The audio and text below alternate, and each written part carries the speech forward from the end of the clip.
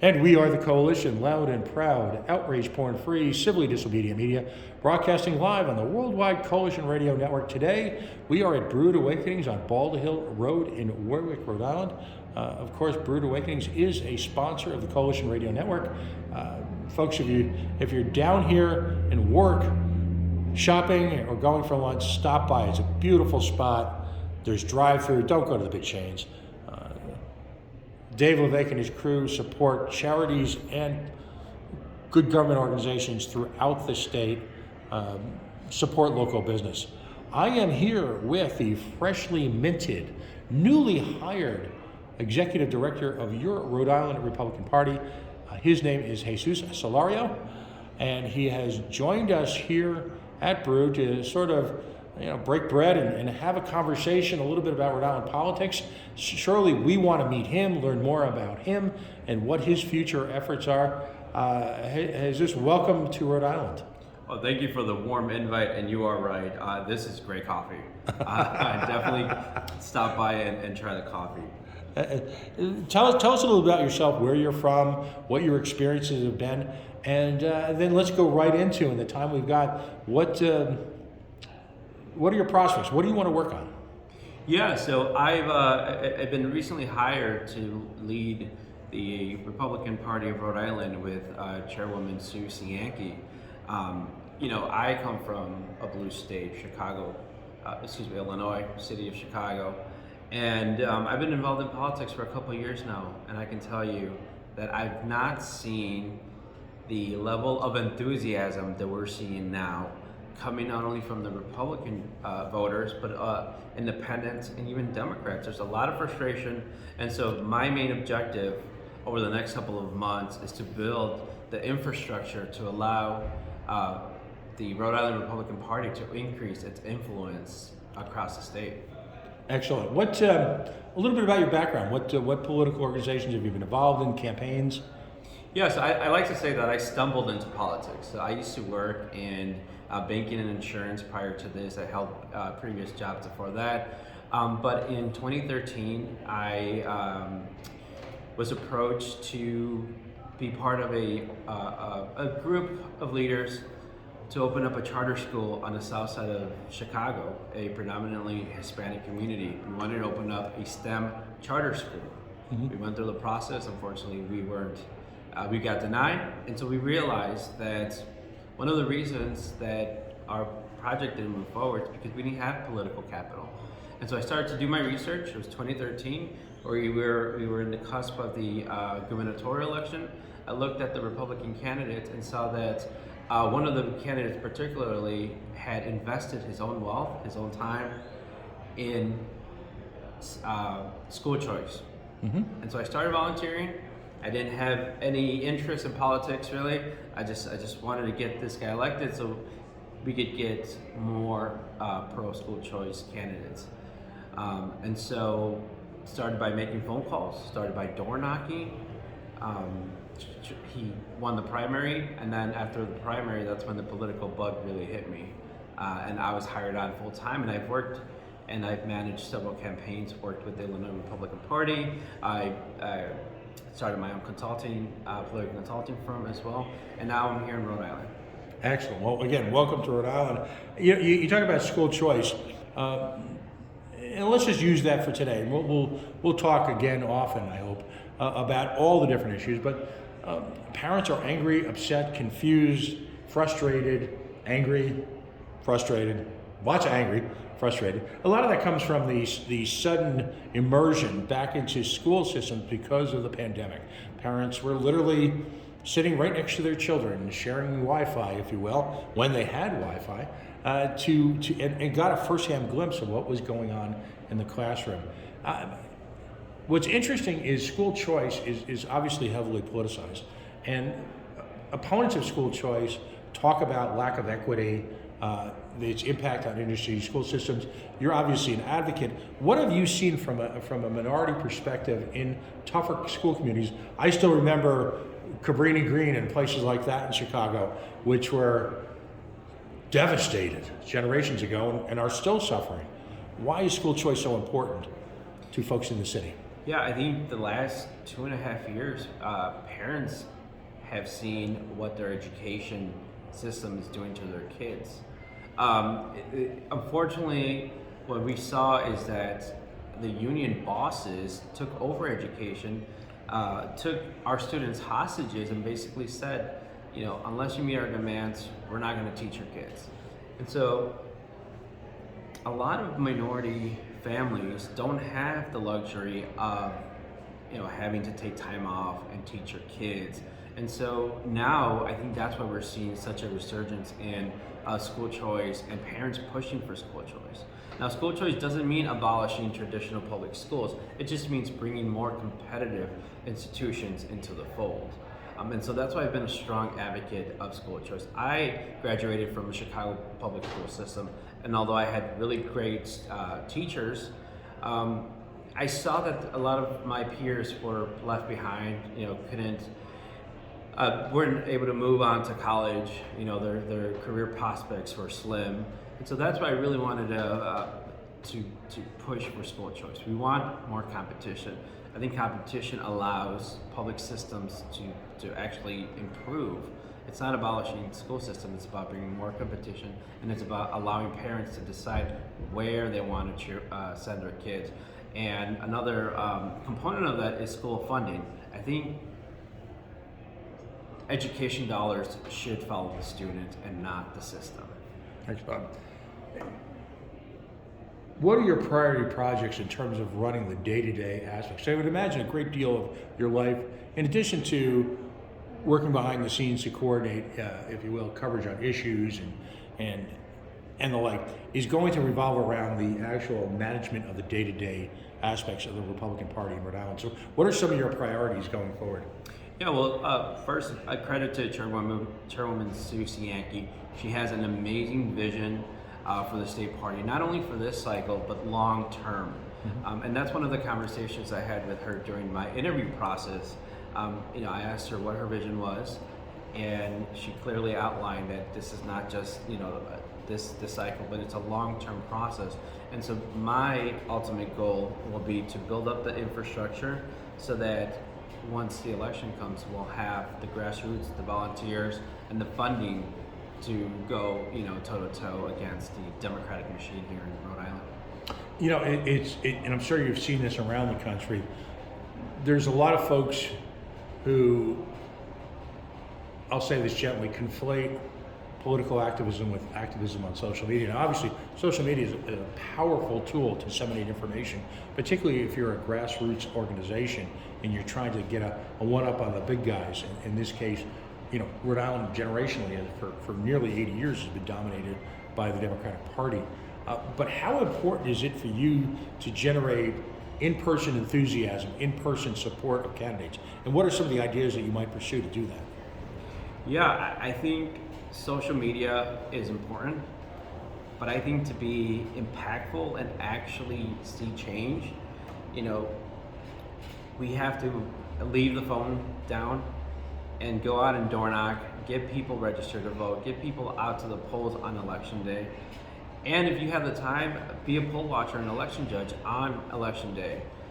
That's how we're going to effectuate change, not only in Rhode Island, but across the country. If you have a large following on social media, encourage your followers to become a volunteer, to sign up for a phone banking shift or door knocking or help, local candidates get their message out there. And of course, there's fundraising. And it's clear that you've done your homework, but only time will, if you will, and the immersion that will come with a rapidly approaching election season will demonstrate to you how one-sided the laws are in Rhode Island for fundraising. What most people don't know is that if you're a political action committee or a full-blown political party, that anyone donating to you from a national political party, a political action committee, has to actually register with the state of Rhode Island and do campaign finance reporting to even do single basic contributions. A move that clearly calcifies, fossilizes the big party and the big organizations who have the resources to do that. How important, particularly in this election coming up, is it for even grassroots donors, small donors, to participate financially in political activism? Yeah, so first, I think transparency is great. There are some unfortunate roadblocks, especially when you're the challenging party in regards to fundraising. But fundraising is a small component, and we are going to focus on making sure that we have the resources to help our candidates up and down the ballot in the general election. So if you donate $5 or $100 or even the maximum $1,000 here in Rhode Island, it's important that you contribute wherever you can, right? Even $5 goes a long way. Volunteers, we need beverages, we need clipboards, we need the tools to get our volunteers out there, so that the small contributions really help us with those efforts. Messaging is obviously important too, and you've always got sort of the issue of the messaging from the candidate as they particularly see an issue that might be important to their district, their town, their school committee, versus what the state party is messaging. And understanding you're brand new to the state, is there any aspect of messaging from the party that you want to focus on early on? This is day 3 for me in Rhode Island, but I'm a fast learner, and I've spent the last couple of days meeting with folks and talking and really getting to learn the environment here in Rhode Island. And I can tell you there's frustration, and the role of the Republican Party is to build up that infrastructure so we can assist candidates up and down the ballot to ensure that their message is getting out there to voters. Mm-hmm. What kind of interest is there in support, and without getting into the confidential stuff, the nitty-gritties, but generally speaking, the National Republican Party obviously is going to be critical to the immediate future of the Rhode Island Republican Party in terms of support, both moral, philosophical, and financial. Do you have you worked closely with the National Party? Do you bring those type of ties here into Rhode Island? Yeah, that's something that that every state party is doing, and it's working closely with the RNC, and it's something that really hasn't happened in years past. But right now, we're really working closely to identify, volunteers, to identify supporters, to identify individuals that want to get involved with the political process. Mm-hmm. It almost feels as if the presidential election is upon us. Any comments early on about the support? The worst pun of the day probably is that the elephant in the room is the guy whose name begins with T. It's any initial thoughts on that you'd like to share with us? Because that's being an overwhelmingly blue state, a minority majority state. That guy looms large here, possibly larger than he should, but he looms large. Any thoughts on that? Well, before we get to 2024, we still have to worry about the primary coming up in June and the general in November, and that's our focus right now.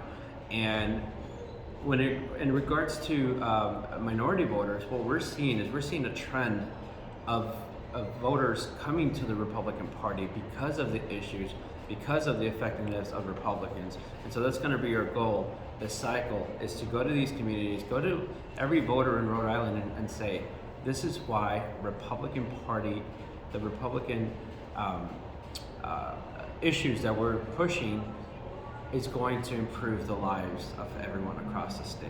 And we're seeing that right now across the country. I mean, there's massive frustration with Democratic leadership. I mean, they overpromised and underdelivered.